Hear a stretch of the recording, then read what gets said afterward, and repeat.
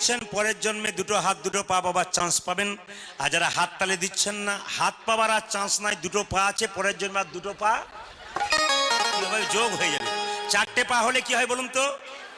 চারটে পা হলে কি হয়? কেন গরু বলছেন, বাঘ বলতে পারেন না? যেখানেই যাই বলি চারটে পা হলে কি হয়। কাল পুরুলিয়াতে বলেছি চারটে পা হলে কি হয়, সঙ্গে সঙ্গে গরু, কারণ বাঘ বললে হয় না। যেমন দেখবেন কাউকে যদি বলা হয় তুই জানোয়ারের বাচ্চা, দেখবেন রেগে যায়। আচ্ছা বাঘের বাচ্চা তুই, আমাকে বাঘের বাচ্চা, একই কথা কিন্তু কত আমরা বোকা দেখুন। বাঘের বাচ্চা বলে লাফিয়ে উঠি, আর জানোয়ারের বাচ্চা বলে রেগে যায়। এই জন্য আপনাদের কাছে নিবেদন রইল, আপনারা সেরকম হন, হাততালি দিন। হাততালি দেবেন কেন? অনেকে বলে না জ্যোতিষের কাছে গিয়ে, বাবা আমার হাত খুব খারাপ, ভাগ্য খুব খারাপ, একটু দেখে দাও তো। ও তখন সুযোগ পেয়ে বলে তোমার 10,000 টাকাটা স্টোন লাগবে, কেন তোমার গ্রহের ফের আছে। মহাপ্রভু বললো কোনো কিচ্ছু লাগবে না, হাততালি দিয়ে দাও, সব কিছু নিতাই গৌর হরিবল হয়ে যাবে। তাই এটা মহাপ্রভুর কথা, আমার কথা নয়। মহাপ্রভু বলছে সবাই তো আর কীর্তন গান গাইতে পারে না, তো যারা কীর্তন গান গাইতে পারে না তারা মাঝে মাঝে তালি দাও, দেখো তাদের সমস্ত দেহের পাপ মুক্ত হয়ে যাবে। এই জন্য আপনারা তালি দেবেন, এটা আমার কথা নয়, মহাপ্রভুর কথা। সবাই মিলে রাধারানী কি, শ্যাম সুন্দর কি, মদন মোহন কি, হরিবাসর কি, ওর ফুলি কমিটি বৃন্দ কি, প্রেম সে বলো নিতাই গৌর রাধেশ। একবার জোরে বলুন নিতাই চাঁদ কি। খুব খুশি। আসুন আজকে যে লীলাটি কমিটি আমাকে দায়িত্ব দিয়েছেন, আর একটু বলবো যে বাতাসা থাকলে খুবই ভালো হতো, আরো যে পরিমাণ ভক্ত হয়েছে। হরে কৃষ্ণ। এই জন্য আপনাদেরকে একটু তত্ত্বটা জানিয়ে দিয়ে যাই। যারা এই লীলাটি শুনবেন সবাই লক্ষ্য করুন, আরো বাতাসা হলে একটু ভালো হতো। যদি থাকে না তাহলে কোনো অসুবিধা নেই, আমি বুঝিয়ে দিচ্ছি। আছে? আচ্ছা বেশ, আনতে গেছে, ঠিক আছে। বলে নি মায়েরা, আপনারা আস্তে আস্তে বাচ্চাদের শব্দ একবার সামনে করবেন না, মন দিয়ে শুনুন। কথা হচ্ছে যে আজকে লীলাটি ওনারা বললেন রঘুনন্দন লীলা করুন। কেন না, প্রায় জায়গাতে অনেকে আমাকে ফোন করে, বাবা বলে কি না, ওই যে প্রসাদটা যেটা দিলে বাচ্চা চঞ্চলতা দূর হয়ে যায়। আঙ্গুর আর আপেল,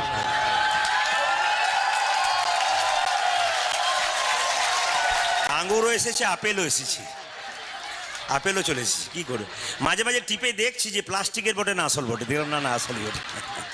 খুব ভালো। এটা তো ওদের ভালোবাসা, এটা ওদের ভালোবাসা, একবারে পুরোটাই ভালোবাসা। এরা অন্তত নাই করে এখানকার কমিটি ছেড়ে 8 থেকে 9 জায়গায় আমার কীর্তন শুনতে গেছে। তারপর ধরে কোনো রকমে আস্তে আস্তে নিতাই গৌর হরি বল। আপনারা জানেন কোলাঘাটে সরস্বতী হোটেল আছেন, ওনার সঙ্গে আমার খুব ভালো সম্পর্ক, ওইখানে আমি প্রায় এসে থাকি। তো এখন কথা হচ্ছে ওখানে গিয়ে ওনারা বায়না করেছিলেন। তো আসুন আপনারা সবাই ভালো থাকুন, প্রেম সে নিতাই গৌর হরি বল, এই দিয়ে তাকাবেন। এখন কথা হচ্ছে কীর্তনের শেষে আপনারা এই প্রসাদটা নিয়ে যাবেন। আপনারা কিন্তু সবাই পাবেন না, তাহলে প্রশ্ন করবেন পাবো না, তাহলে আপনি বললেন কেন? আমি আপনাদের বুঝিয়ে দিই। আপনারা বৃহস্পতিবার দিন বাড়িতে হরিল্লুট দেবেন, বুধবার দিন, কি বললাম, বুধবার দিন বাড়িতে হরিল্লুট দেবেন। কত? 1 কেজি বাতাসা। আগে ভালো করে শুনে নেবেন। কীর্তন শোনা মানে সংসারের মঙ্গল, কীর্তন শোনা মানে নিজের মঙ্গল। যারা ভক্ত রঘুনন্দন লীলা সম্পর্কে সূক্ষ্মভাবে পড়াশোনা করেছেন তারা জানতেন। পরিষ্কার করে বর্ণনা করা আছে লীলাতে যে ভক্ত রঘুনন্দনের জন্ম হয়েছিল বৃহস্পতিবার, আর ভক্ত রঘুনন্দন গোপীনাথকে নাড়ু খাইয়েছিল 5 বছর বয়সে, সেটাও বৃহস্পতিবার। এবং এই জন্য আপনাদেরকে বলে রাখি, বৃহস্পতিবার দিন বাচ্চাকে এই বাতাসা খাওয়াবেন। আপনারা অনেক মায়েরা বলেন না বাচ্চা খুব চঞ্চল গো, পড়াশোনায় মতি নেই, একবার 100% হবে যদি ভক্তি ভরে আপনি করতে পারেন। অনেক মায়েরা আমাকে বলে বাবা কিছু মনে করবেন না, আমার ছেলে খালি ওই কার্টুন দেখছে মোবাইলে, কি করা যায়? আচ্ছা আমি কি করব বলুন তো? বলে কার্টুন দেখছে, কি করা যায়? আমি তখন বলি তুমি তো রাত 12টা পর্যন্ত হোয়াটসঅ্যাপ করছো, তাহলে তোমার বাচ্চা কেন কার্টুন দেখবে না? নাকি তুমি করছো, তোমার বাচ্চা কেন করবে না? এই জন্য আপনারা নিজেরা কিছু আচরণ করুন, দেখুন বাচ্চা ভালো হবে। এই জন্য বলি বুধবার দিন আপনারা 1 কেজি বাতাসা কিনবেন। সবাইকে বলি বাড়ির যে হরি মন্দির মানে তুলসী মন্দির, সেখানে হরিল্লুট দিয়ে দেবেন, পাড়ার বাচ্চাদেরকে দেবেন 500 কি 700 মতো বাতাসা আপনি বাড়িতে কৌটোতে রেখে দেবেন। ভালো করে একবারই বলবো, দ্বিতীয়বার বলবো না, মন দিয়ে শুনবেন। এই কাজগুলো করবেন, কৌটোতে রেখে দেবেন। রেখে দিয়ে প্রত্যেক বৃহস্পতিবার বাচ্চাকে সকাল 10টার সময় স্নান করাবেন। 10টা হতে হবে এমন কোনো কথা নয়, 10টা থেকে 12টার মধ্যে স্নান করাবেন। যেমন এখানে 3টে বাচ্চা আছে, এদের মায়েদের তো করতেই হবে একবারে পাক্কা, বুঝতে পারছেন তো? 4টারই করতে হবে। বসো বসো, সবাই লক্ষ্য করুন। তো আপনারা এই বাতাসাটা বৃহস্পতিবার দিন 10টা থেকে 12টার মধ্যে বাচ্চাকে স্নান করিয়ে আমার দিকে তাকাবেন। বেশিটুকু নয়, এইটুকু বাতাসা, আপনি এইটুকু বাতাসা একটা তুলসী পত্র দিয়ে বাচ্চাকে স্নান করিয়ে ওই তুলসী মন্দিরে বসিয়ে পবিত্রভাবে মা গলায় কাপড়টা দিয়ে বাচ্চাটাকে জল দেওয়া করবেন তুলসী গাছে, আপনিও দেবেন, দিয়ে জয় গোপীনাথ জয় গোপীনাথ জয় গোপীনাথ 3 বার বলবেন। কবার বললাম? 3 বার। কি বলবেন? জয় গোপীনাথ জয় গোপীনাথ জয় গোপীনাথ নিয়ে বাচ্চার মুখে আপনি দিয়ে দেবেন। দেখবেন প্রতি বৃহস্পতিবার দিন 1 বছরের মধ্যে আপনার বাচ্চা আস্তে আস্তে শান্ত হবে। প্রশ্ন করবেন এর আরো উপকারিতা আছে? বলে হ্যাঁ। দেখবেন গাড়ি বাড়ি টাকা পয়সা ধন দৌলত আছে, কিন্তু একটা জিনিস দেখবেন বাড়িতে নাই, কি বলুন তো? শান্তি নাই। বাড়িতে শান্তি প্রতিষ্ঠা করতে গেলে আপনার ওই বাতাসাটা একটা টুকরো তুলসী মন্দিরে বৃহস্পতিবার দিন, আমার দিকে তাকান, এরকম করে গুঁড়ি করে ভেঙে গাছের নিচে দিয়ে দেবেন।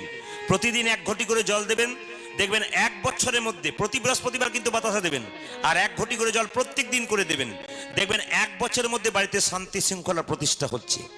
বাড়িতে এমনও হয় যে অসুস্থ ব্যক্তি আছে, খুব কষ্ট পাচ্ছে, রোগ ভালো হচ্ছে না, দীর্ঘদিন ধরে ভুগছে, দীর্ঘমেয়াদী রোগ যেগুলো, আপনারা লক্ষ্য করে দেখবেন এই বাতাসা জয় গোপীনাথ বলে তাকে বৃহস্পতিবার তুলসী পাতা দিয়ে খাওয়াবেন।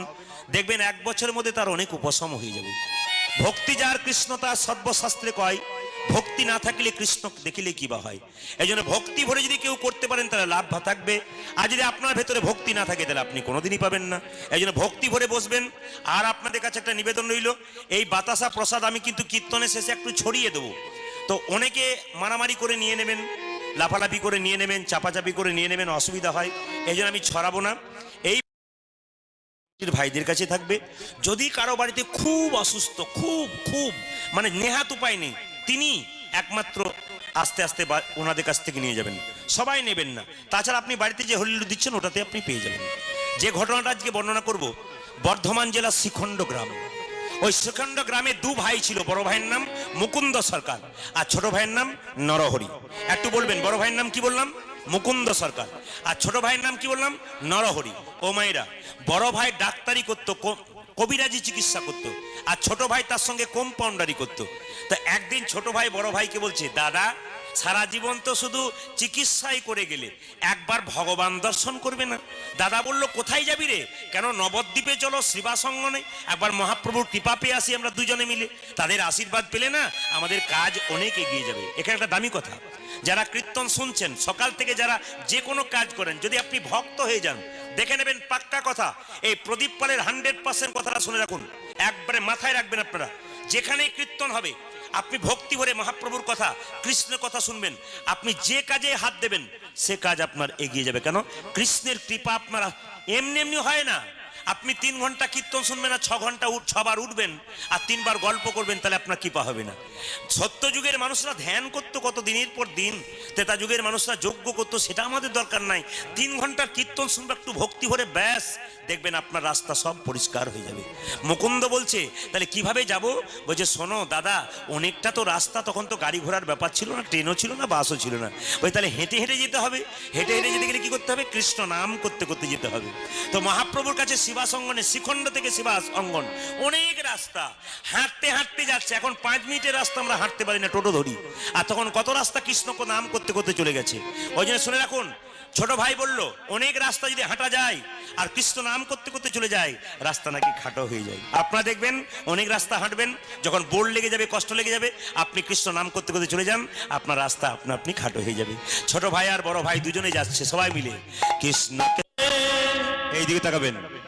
2 ভাই যখন শিবাসঙ্গনে গেল, আমার দিকে তাকান, তখন 2 ভাই দাঁড়াচ্ছে কেমন দেখুন, দাঁড়ানো দেখুন, ভক্তের দাঁড়ানো দেখুন। আপনারা তো দাঁড়ান মন্দিরে গিয়ে, কিন্তু ভক্তের দাঁড়ানো দেখুন। শিবাসঙ্গনের দরজায় গিয়ে দুজনে দাঁড়িয়ে আছে এরকম করে। এখানে কি শিক্ষা পেলেন? যদি হও নিচু তবে পাবে কিছু। এখানে কি শিক্ষা পেলেন? যদি হও নিচু তবে পাও কিছু। বাবা শিব, দেবতাদের মিটিং হতো, সভা হতো, সবাই ওপরে বসতো, বাবা শিব নিচে বসতো। জিজ্ঞাসা করতো দেবতারা, আচ্ছা ভোলা, সবাই ওপরে বসলো, তুমি নিচে বসলে কেন?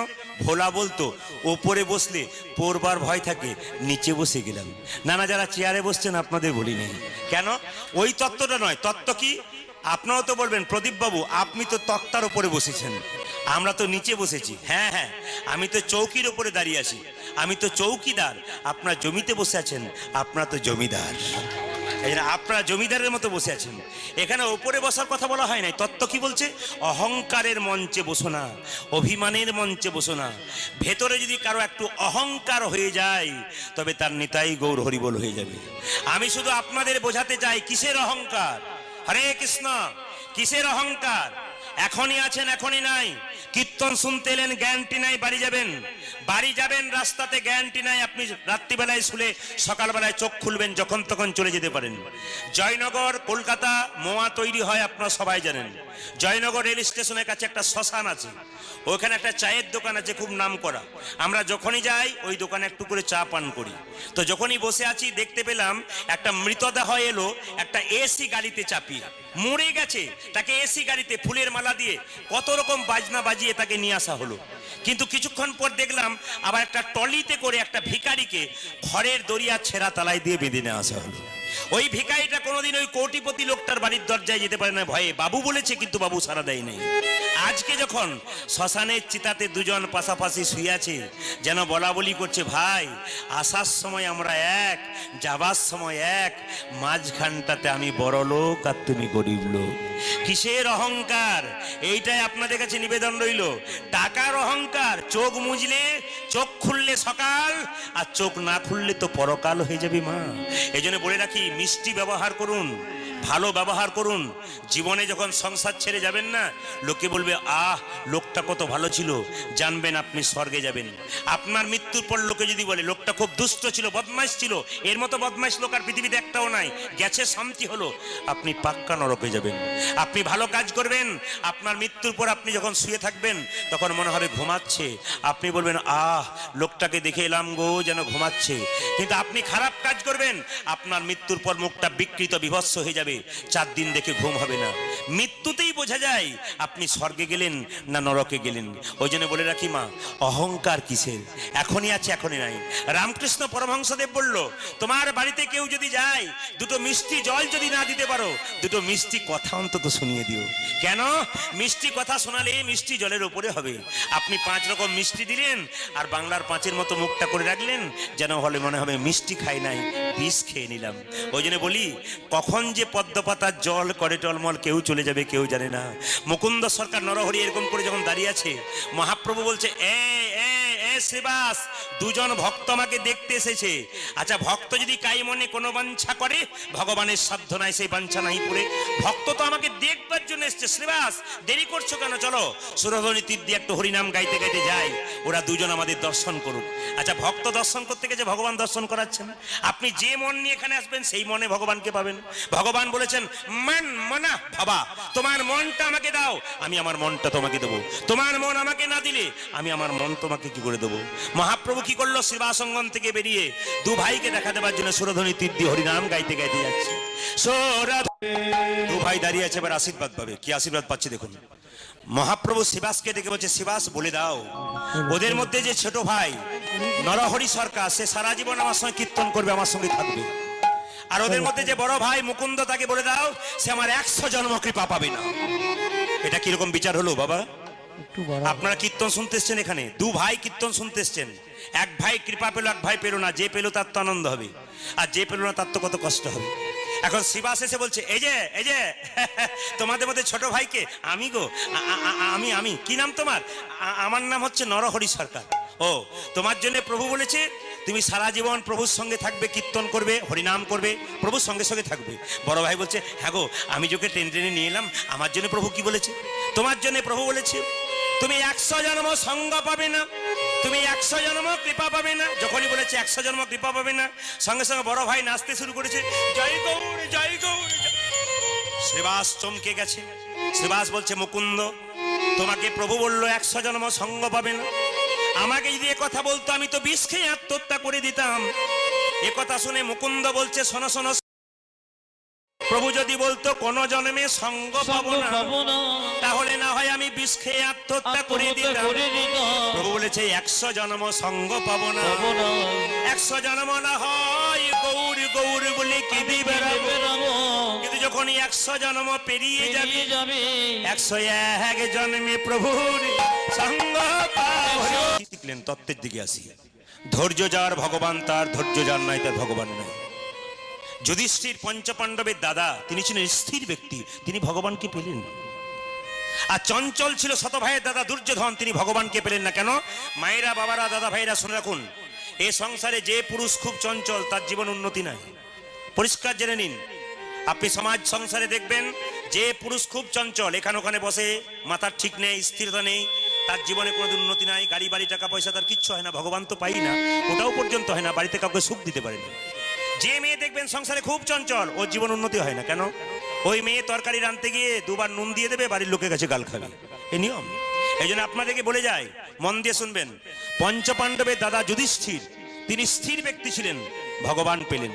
আর শত ভাইয়ের দাদা দুর্যোধন চঞ্চল ব্যক্তি ছিলেন, তিনি ভগবানকে হারালেন। ওই জন্য আপনাদের কাছে নিবেদন রইল, কীর্তন যখন শুনবেন স্থিরভাবে কীর্তন শুনবেন। আমি পরশু মালদাতে ছিলাম, আপনার অবাক হয়ে যাবেন, ওখানে সব সময় কীর্তন হচ্ছে।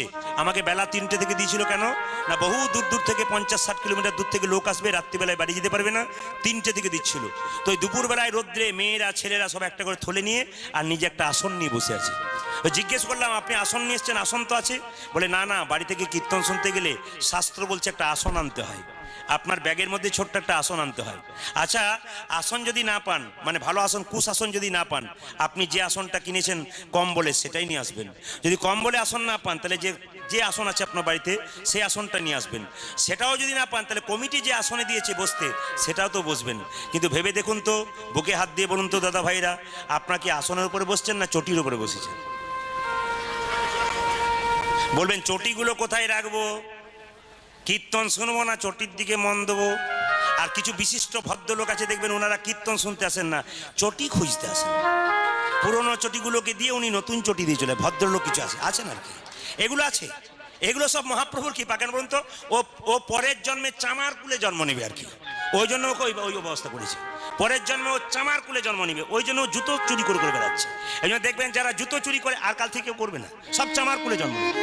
যতগুলো জুতো চুরি করবে সব চামার কুলে জন্ম নেবে। এই জন্য আপনাদের কাছে নিবেদন রইল, মায়েরা, ভক্তি যার কৃষ্ণ তার সর্বশাস্ত্রে কয়, ভক্তি না থাকলে এইদিকে তাকান। মুকুন্দার নরহরি যখন এরকম করে বসে আছে, আমি একটা ছোট্ট প্রমাণ দিয়ে দিই। ধৈর্য যার ভগবান তার। একটা 18 বছরের ছেলে তেঁতুল গাছের নিচে বসে ধ্যান করছে। নারদ মুনি পেরিয়ে যাচ্ছে, জিজ্ঞেস করছে, ও মুনিবর, ভগবানের কাছে যাচ্ছ? বলে হ্যাঁ।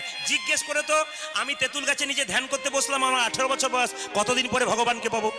নারদ গিয়ে ভগবানকে বলছে, আচ্ছা প্রভু, তোমার একটা 18 বছরের ছেলে ধ্যান করতে বসছে তেঁতুল গাছের নিচে, কতদিন পরে তোমাকে পাবে? ভগবান বলছে, বলে দাও নারদ, তেঁতুল গাছে যত পাতা আছে ততবার পৃথিবী তোকে আপ ডাউন করতে হবে, তারপর পাবে। মানে বুঝতে পারছেন, যত পাতা আছে ততবার পৃথিবীতে আসা যাওয়া করতে হবে, তবে আমাকে পাবে। নারদ এসে বলছে, এই যে খোকা, ভগবানের কাছে গিয়েছিলাম। কি বলেছে? বলছে তেঁতুল গাছে যত পাতা আছে ততবার পৃথিবীতে তোকে আসা যাওয়া করতে হবে, তবে তুই পাবি। সংসার ছেড়ে নাচতে শুরু করেছে, তারপর পাবো তো, তারপর আমি পাবো তো। দেখছে ভগবান নারায়ণ তার পেছনে এসে দাঁড়িয়ে আছে। নারদ বলছে, প্রভু তোমার তো এখন আসার কথা নয়। বলছে, আমার আসার কথা ছিল না, কিন্তু ধৈর্য আর বিশ্বাস আমাকে টেনে এনেছি। ওই যে ধৈর্য যার ভগবান তার, ধৈর্য যার নাই তার ভগবান নাই। বড় ভাই মুকুন্দ সরকার যখন চোখের জলে ভাসছে, মনে মনে ভাবছে, ছোটকে তুমি কৃপা করলে, আমাকে করলে না। ভক্ত যদি চোখের জলে ভাসে, ভগবান সব সইতে পারে, কিন্তু ভক্তের চোখের জল সইতে পারে। তাই আপনাদের কাছে নিবেদন রইল, কাঁদবে যদি তবে সংসারের জন্য কেঁদো না, কাঁদবে যদি তবে ভগবানের জন্য কাঁদো। আপনারা মায়ের আপেল কলা লেবু মন্দিরে নিয়ে যান, ভগবান খায়, জোরে বলুন হ্যাঁ না না, একটু জোরে বলুন। কাল থেকে তাহলে নিয়ে যাবেন না? হ্যাঁ হ্যাঁ নিয়ে যাবেন। আসলে কি, ভগবান খায় না, ভগবান দেখে। তুমি যে আপেল কলা লেবু নিয়ে এলে, প্রেমের ভাবে নিয়ে এলে না অহংকারের ভাবে নিয়ে এলে? শত ভাইয়ের দাদা দুর্যোধন কৃষ্ণকে নিমন্ত্রণ করেছিল, এমন খাবার খাওয়াবো তুমি বাপ জন্মে খাওনি। ভগবান বলল, আমি যাব, পেটে খিদে থাকবে, খাবো না, ঢেকুর তুলে চলে আসবো। কেন? অহংকারের সেবা গ্রহণ করি না। খেয়েছিল কার বাড়িতে? বিদুরের স্ত্রী পরাশরীর কাছে, কলা বাদ দিয়ে কলার খোসা খেয়েছিল। ভক্তি যদি কারো থাকে, শ্রদ্ধা যদি থাকে, প্রেম যদি থাকে, ভগবান তার হাতে খায়। ওই যে নারদ মুনি ভগবানকে প্রশ্ন করলো, প্রভু ভক্ত তোমাকে কি দিলে খুশি হও? ভগবান বলছে, নারদ, কোনো ভক্ত যদি আমাকে একটা ফুল দেয় আমি খুশি হয়ে যাই। আচ্ছা প্রভু, ধরো সেই ভক্তের কাছে ফুল নাই, সে তোমাকে কি দেবে? যদি ফুল না থাকে, তবে সেই ভক্ত যদি আমার চরণে দুটো তুলসী পাতা দেয়, আমি তার হয়ে যাই। আচ্ছা প্রভু, ধরো তার কাছে তুলসী পাতা নেই, সে তোমাকে কি দেবে? যদি তুলসী পাতা নাই বা রইল, আমার চরণে একটু গঙ্গার জল দিলে আমি খুশি হয়ে যাই। নারদ বলল, হে প্রভু, সবার বাড়ির সামনে তো গঙ্গা থাকে না, গঙ্গা যদি নাই বা রইল, গঙ্গা জল নাই বা রইল, সে তোমায় কি দেবে? ভগবান বলল, গো নারদ, গঙ্গা যদি নাই বা রইল, প্রত্যেকটি ভক্তের শরীরে দুটি নদী দিয়েছি, একটি গঙ্গা একটি যমুনা, দুটি নয়নের জল যদি আমার চরণে দেয়, তাকে আমার দাস হতে হয় না, আমি তার চিরকালের জন্য দাস। এই জন্য সংসারের জন্য কেঁদো না, ছেলের জন্য কাঁদবে, মেয়ের জন্য কাঁদবে, শেষে ছেলে মেয়ে প্রশ্ন করবে, তুমি আমার জন্য কি করেছো? আপনি বলবেন, যার জন্য করি চুরি সে কিনা বলে চোর। কিন্তু ভগবানের জন্য কেউ একবার যদি হা কৃষ্ণ প্রাণে গোবিন্দ বলি রাধে রাধে। ভেতরের যত মহিলা আছে, ভেতরের যত যন্ত্রণা আছে, যত ব্যথা আছে, সব গোবিন্দের চরণে চলে যায়। ছেলের জন্য কাঁদবে, মেয়ের জন্য কাঁদবে, তোমার চোখ থেকে জল পড়বে, সে জল তোমার চোখের কোণ দিয়ে পড়বে, সে জল স্পর্শ করলে গরম লাগবে, সে জল মুখের মধ্যে প্রবেশ করলে নোনা নোনা ভাব লাগবে। কিন্তু কেউ যদি একবার হা কৃষ্ণ প্রাণে গোবিন্দ বলে কাঁদতে পারে, আর তার কাঁদা নয়নের জল যদি মুখের মধ্যে প্রবেশ করে, তবে সে জল গরম লাগে না, শীতল লাগে। সে জল মুখের মধ্যে প্রবেশ করলে লোনা ভাব লাগে না, মিষ্টি ভাব লাগে। কৃষ্ণ বলে কাঁদো, যে জন কৃষ্ণ বলে একবার কাঁদতে পারবে, ভগবান তার হয়ে যাবে। মুকুন্দ সরকার কাঁদছে, ভগবান সহ্য করতে পারলো না। মুকুন্দ, এদিকে এসো। প্রভু, আমার ভাইকে তুমি কৃপা করলে, আমাকে করলে না। মহাপ্রভুর দামি দামি কথাগুলো শুনুন। মহাপ্রভুর সঙ্গে সঙ্গে বলছে, মুকুন্দ ভালো করে শোনো, এ সংসারে যারা বড় ভাই হয় তাদের দায়িত্ব অনেক বেশি থাকে। এটা আমার কথা নয়, স্বয়ং মহাপ্রভুর কথা। তিনি কি বললেন? এ সংসারে যারা বড় ভাই হয় তাদের দায়িত্ব বেশি থাকে। মুকুন্দ বলছে, বুঝতে পারলাম না। বুঝতে পারলেন না? বনের মধ্যে বড় বড় গাছগুলো ছোট ছোট গাছগুলোকে ঝড়ঝঞ্ঝা থেকে রক্ষা করে। এ সংসারে বড় ভাই বড় বউ দেওয়া হয়, ছোট ছোট ভাইগুলোকে তারা আড়ালে রাখে। কেন? তারা বড় গাছ। তোমার ভাইকে আমার সঙ্গে রাখলাম, আর তোমাকে পাঠিয়ে দিলাম শ্রীখণ্ডে। কেন? তুমি শ্রীখণ্ডে ফিরে যাও, একটা গোপীনাথের মন্দির তৈরি করো। এই দেখো মুকুন্দ, তোমার তো চিকিৎসাতে খুব একটা নাম নাই, আমি তোমার মাথায় হাত দিয়ে আশীর্বাদ করলাম, বাড়ি গিয়ে তুমি কাল থেকে যাকেই চিকিৎসা করবে তারই রোগ ভালো হয়ে যাবে। এই জন্য আপনারা সবাই জেনে নিন, যে যেখানে বসে আছেন, কীর্তন শুনতে এসছেন, মহাপ্রভুর আশীর্বাদ যদি অজান্তে আপনি পেয়ে যান, আপনি যে কাজটা করছেন সেই কাজটা দেখবেন দিনের পর দিন আরো ফুলে ফেপে উঠবে। আপনি ভাবতেই পারবেন না কি করে হলো।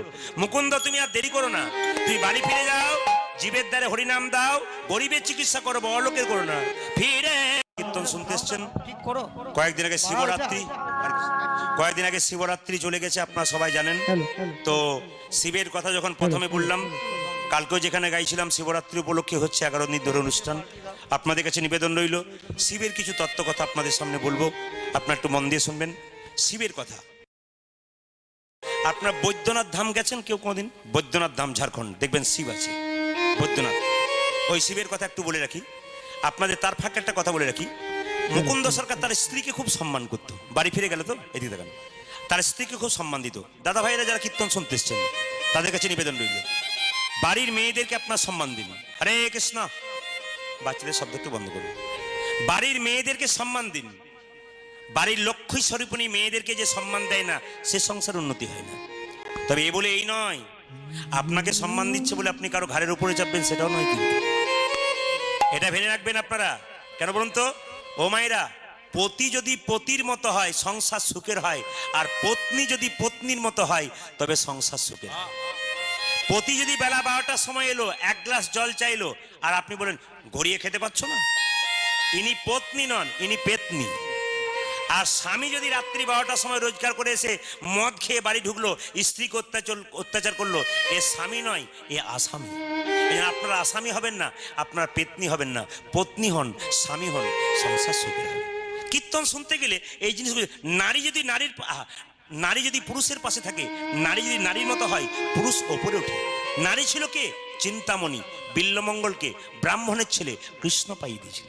নারী ছিল কে? পদ্মাবতী, জয়দেবকে গোবিন্দচরণ পাইয়ে দিয়েছিল। নারী ছিল কে? সারদা মা, রামকৃষ্ণকে পরমহংসদেব তৈরি করেছিল। নারী ছিল কে? ও মায়েরা, নারী ছিল কে? নারী ছিল বিষ্ণুপ্রিয়া, যিনি মহাপ্রভুকে সন্ন্যাসের পথে পাঠিয়ে দিয়েছিলেন। আপনারা নারী যদি সেরকম হন, স্বামীর পাশে বসে স্বামী ধর্ম করবে, আপনার সাহায্য করবেন। রামকৃষ্ণদেব সারদাকে জিজ্ঞেস করেছিল, তোমার সঙ্গে আমার বিয়ে হলো, আচ্ছা বলো তো তুমি আমার কে গা? সঙ্গে সঙ্গে সারদা বলেছিল, আমি তোমার সহধর্মিনী। রামকৃষ্ণ পরমহংসদেব জিজ্ঞেস করেছিল, সহধর্মিনী মানে কি? তখন মেয়েটি বলেছিল, স্বামী ধর্ম করবে, স্ত্রী সাহায্য করবে, এরই নাম সহধর্মিনী। আপনার স্বামী হরিবল বলবে আর আপনি পেছন দিকে টানবেন, আপনি সহধর্মিনী নন, আপনি সহপাপী। ওই যে স্বামী স্ত্রীর সংসারে পাক্কা ভাব থাকলে গোবিন্দের কৃপা অবশ্য পাওয়া যায়। তবে ফাঁকে বলি, পুরুষ হয়ে কোনোদিন নারীর চুলে ধরে তাকে আঘাত করবেন না, তবে সেই পুরুষ খুব তাড়াতাড়ি ধ্বংস হয়ে যাবে। দামি কথা, মন দিয়ে শুনবেন।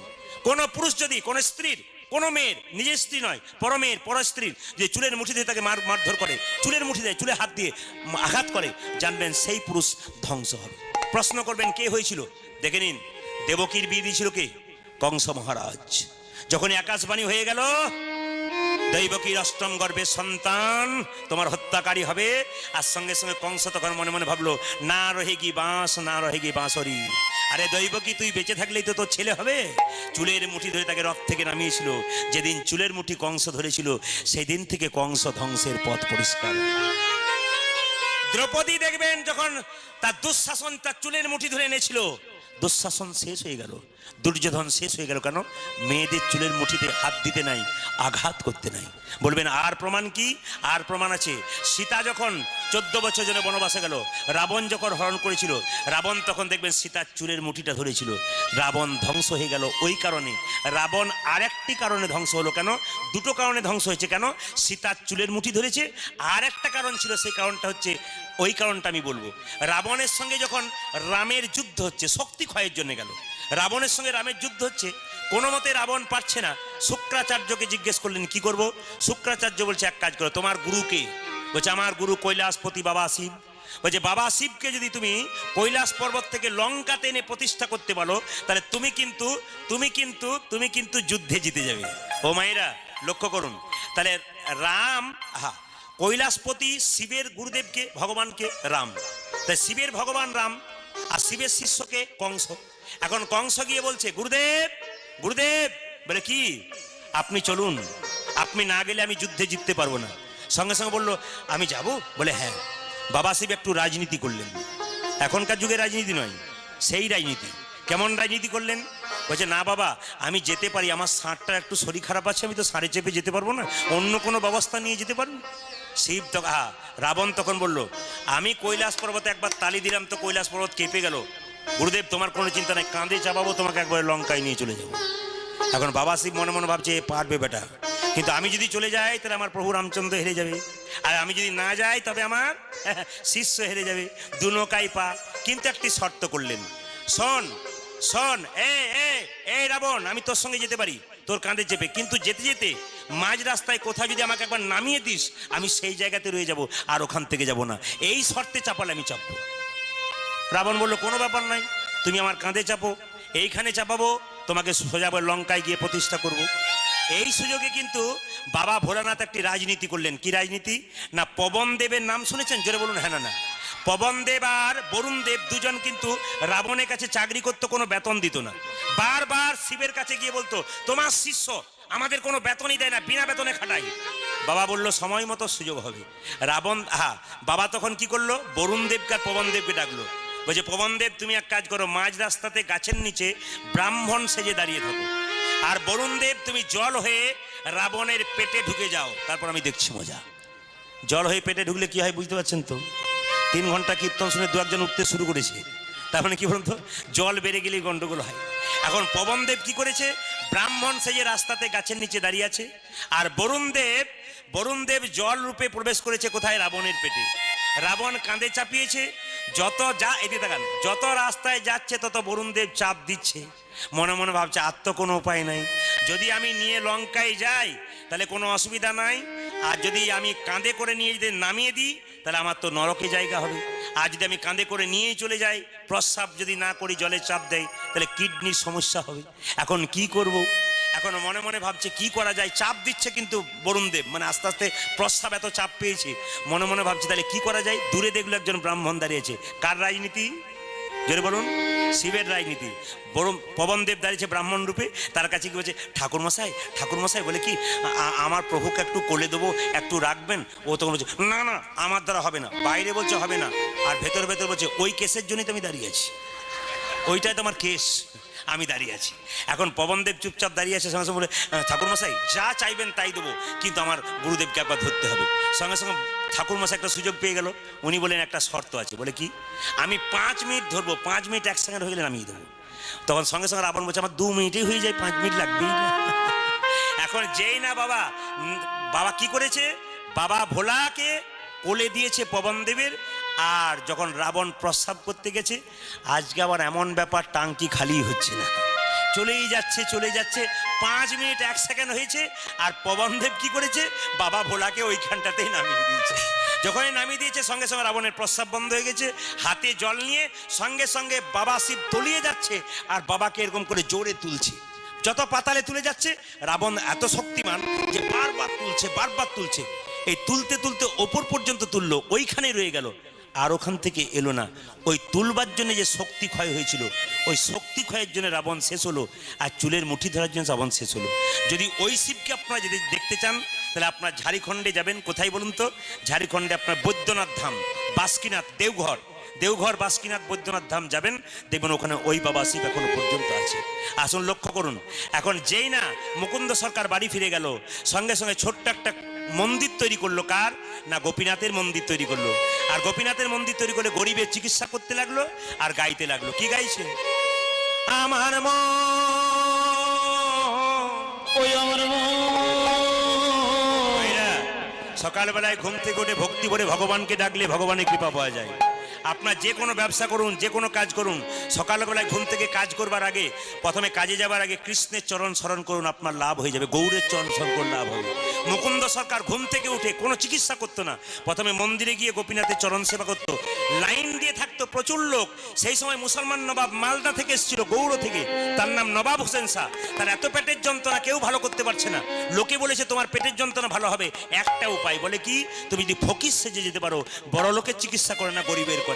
নবাব হোসেন শাহ ফকির সেজে একবারে সামনেই দাঁড়িয়ে আছে। কাকে চিকিৎসা করাবে? মুকুন্দকে। দেখছে মুকুন্দ সকালবেলায় গাইছে, আমার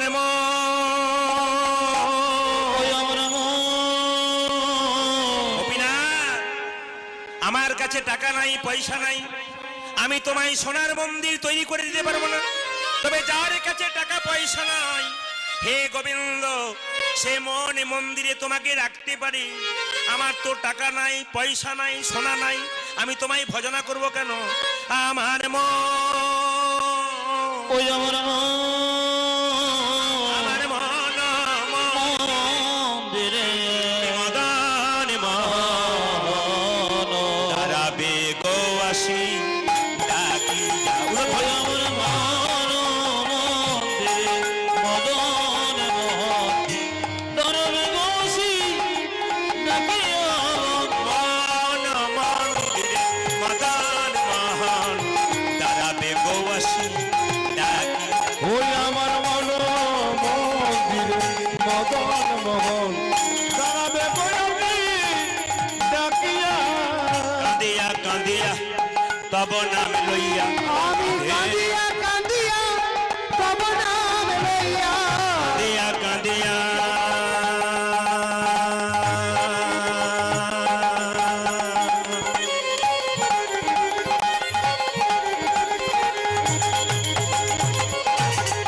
হে প্রাণনাথ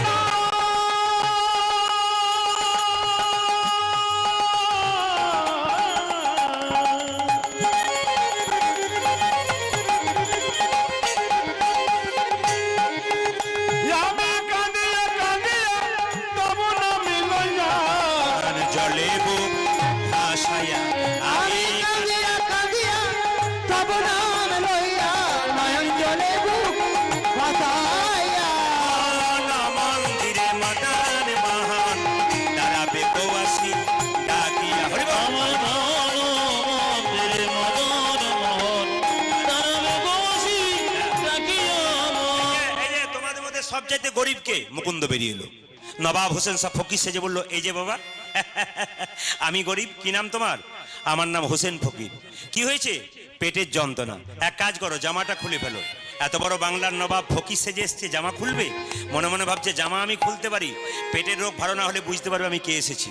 আরে বাবা, এত থামলে হবে? চুপ করে দাঁড়িয়ে থাকলে হবে? জামাটা খুলে ফেলো। যেই না জামাটা খুলেছে, মুকুন্দ বললে এবার মাটির বারান্দাতে একটু গড়াগড়ি দাও। নবাব রেগে আগুন। কেন বলুন তো? কালের কাল বর্ষাকাল, হরিণে চাটে বাঘের গাল, নেহাত বেকায়দায় পড়েছি বলে রোগ যদি ভালো না হয় দেখবে আমি কে এসেছি। এখন যেই না জোর করে গড়াগড়ি দিয়েছে নবাব, অমনি চিৎকার করে বললো, কবিরাজ। বলে কি, তোমার এখানে ওষুধ দেওয়া থাকে নাকি? বলে কেন? যেই না আমি গড়াগড়ি দিলাম, অর্ধেকটা পেটের রোগ ভালো হয়ে গেল। সঙ্গে সঙ্গে মুকুন্দ বলল, কি জানি, সবাইকে দিতে দিতে এক আড্ডু পড়ে গেছে, তোমার হয়তো কাজে লেগে গেছে। দেখি তুমি একবার মুখটা হাঁ করো তো। যেই না হাঁ করেছে, আসল ওষুধটা দিয়েছে।